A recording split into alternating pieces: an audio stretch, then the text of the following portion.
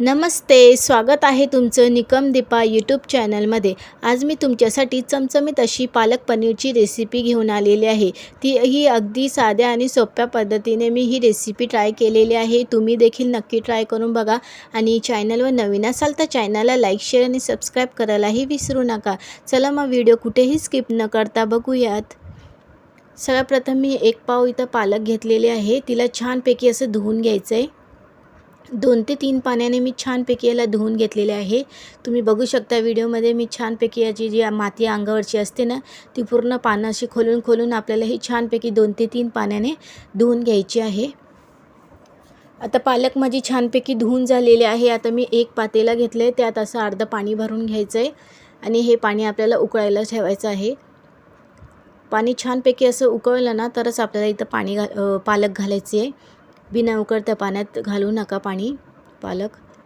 चला मग आता छानपैकी पाणी उकळलेलं आहे। आता थोडी करून आपल्याला इथं पूर्ण पालक घालून घ्यायची आहे। याला आपल्याला 3 ते 4 मिनटं छानपैकी असं शिजून घ्यायचं आहे। थोडंसं असं पालकचा कलर चेंज झाला तर समजून जायचं की ही आपली छानपैकी शिजून झालेली आहे।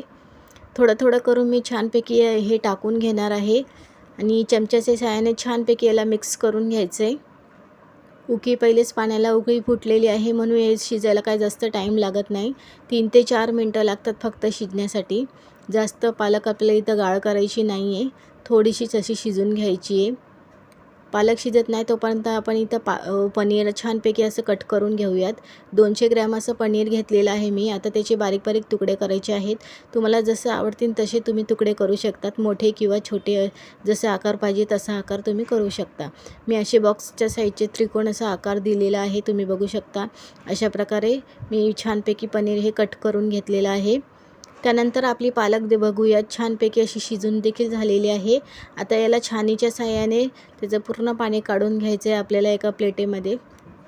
पूर्ण पाणी मी छानपैकी याचं काढून घेते।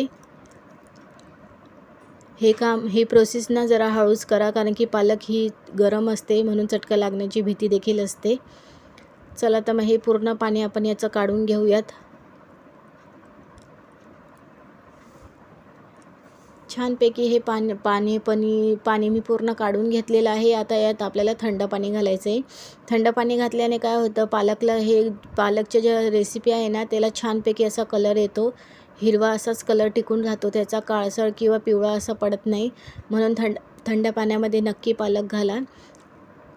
आता याचं पाणी आपल्याला पुन्हा काढून घ्यायचं आहे आणि मिक्सरच्या भांड्यात काढून छानपैकी याला मी वाटून घेणार आहे। जास्त बारीक पेस्ट नाही करायची, असं मध्यम अशी बारीक पेस्ट करून घेतलेली आहे मी, तुम्ही बघू शकता व्हिडिओमध्ये। आता आपण फोडणीची तयारी करूयात। इथं मी कढई तापवायला ठेवलेली आहे। 2 ते 3 आपलं छानपैकी असं तेल घालायचं आहे। यात तेलामध्ये थोडंसं जिरं घालायचं आहे। जिरं घातल्यानंतर आपण 2 ते 3 असा मोठा कांदा घेतलेला आहे मी आणि त्याला बारीक चॉप करून घेतला आहे। मोठे कांदे घालायचे आहेत आपल्याला 2 ते 3। अद्रक लसूणची पेस्ट घातलेली आहे। 7 लसूणच्या कळ्या आणि अर्धा 1 इंच अद्रक घेतलेला आहे आणि छान याला फ्राय करून घ्यायचं आहे। ब्राऊन कलर येतो आपण हे फ्राय करून घेऊयात छानपैकी। कांद्याला आपल्याला छान ब्राऊन कलर येतोवरच फ्राय करायचं आहे। कांदा असा कच्चा ठेवू नका, कारण की ठेवल्याने ते वरती दिसेल, म्हणून आपल्याला हा ब्राऊन कलर येतोवर परतून घ्यायचा आहे। 2 ते 3 मिनटं लागले मला छान कांदा हे परतवण्यासाठी। आता 2 मोठे टमॅटो घेतलेले आहेत, त्याची प्युरी करून घेतलेली आहे मी। तुम्ही किसणीच्या साहाय्याने किंवा मिक्सरला देखील लावू शकता। याची छानपैकी अशी प्युरी करून घ्या आहे। आता पूर्ण एकजीव करून घेऊयात आपण त्यात। आता छानपैकी याला आपल्याला परतून घ्यायचं आहे तेल सुटेस्तवर। आता मसाले बघूयात मी इथं काय घालणार आहे। मसाला लाल तिखट घातलेला आहे, मीठ घातलेलं आहे, हळद घातलेलं आहे आणि कांदा लसूण मसाला घातलेला आहे। इत्यादी मसाले आपल्याला यात घालायचे आहेत। याने आपल्या भाजीला छानपैकी असर देखील येईल आणि टेस्ट देखील येईल।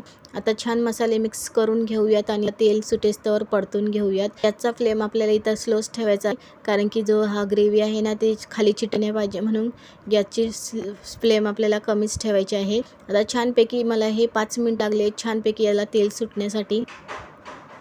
आता तुम्ही बघू शकता 5 मिनिटांनी छानपैकी याचं तेल सुटलेलं आहे। ग्रेव्ही आपली मस्त तयारी आहे। इथं तुम्ही आताच कलर बघू शकता, खूप छान असे कलर देखील आलेला आहे। आता आपली ही ग्रेव्ही छानपैकी झालेली आहे।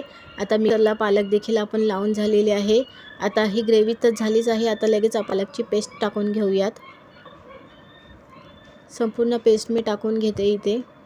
तुम्ही पालकचा कलर बघू शकता, छानपैकी असा हिरवा आलेला आहे। कधीही पालक ही पाण्यातच भिजवा। आता हे छान एकजीव करून घेऊयात। आपल्याला या ग्रेव्हीला देखील आपल्याला छानपैकी असं परतून घ्यायचं आहे।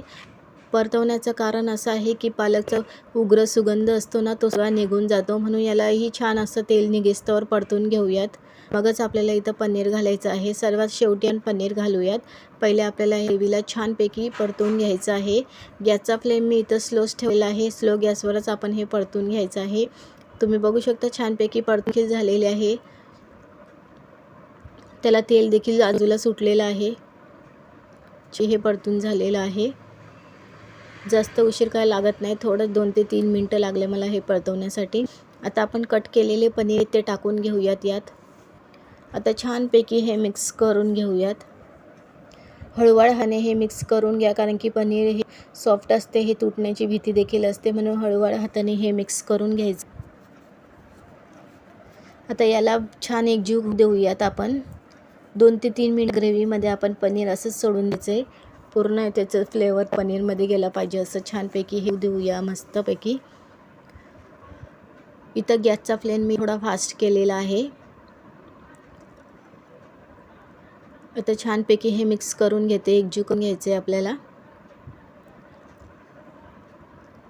आता आपल्याला थोडंसं पाणी घालायचं आहे यात। मला जशी भाजीची ग्रेव्ही हवी आहे तेवढं तुम्ही पाणी घालू शकता, जेवढी हवी आहे तेवढी तुम्ही करू शकता। मी अर्धा ग्लास असं पाणी घातलेलं आहे। आता याला छानपैकी हळूवार हाताने मिक्स करून घ्या। मिक्स झालेला आहे, तुम्ही बघू शकता। आता गॅस इथं आपल्याला स्लो करायचा आहे। तुम्हाला जेवढी पातळ हवी भाजी तेवढी घाला। त्यानंतर मी इथं साजूक तूप घेतलेलं आहे, ते आपल्याला 1 टेबलस्पून असं घालायचं आहे। याने आपल्या भाजीला खूप छान टेस्ट येते। त्यानंतर मी इथं बटर घेतलेला आहे, थोडा तुकडा बटरचा देखील घातलेला आहे। याने भाजी छान क्रीमी अशी बनते। नक्की बटर आणि साजूक तूप घाला, भाजीचा टेस्टच हा चेंज होऊन जातो आणि खूप टेस्टी लागते। आता भाजी ही एकजीव करून घेऊयात पुन्हा, आणि गॅस हा मी बंद करून घेतलेला आहे। बटर वगैरे हे मिक्स व्हायला थोडाच लागेल, म्हणून आपण ही भाजी सर्व करायला चला। आता छानपैकी चमचमीत ही रेसिपी तयार झालेली आहे। चपाती किंवा नान सोबत तुम्ही ही भाजी खाऊ शकता, किंवा भातासोबत देखील खाऊ शकता। कशी वाटली ही रेसिपी नक्की कमेंट्समध्ये कळवा, आणि माझ्या चॅनलवर नवीन असाल तर चॅनलला लाईक, शेअर आणि सबस्क्राईब करायलाही विसरू नका। आणि नॉनव्हेज खव्यांचं माझ्या चॅनलवर वेगवेगळ्या प्रकारचे नॉनव्हेज रेसिपी आहेत, नक्की कमेंट्स, शेअर आणि लाईक करायलाही विसरू नका। Thank you for वॉचिंगसाठी।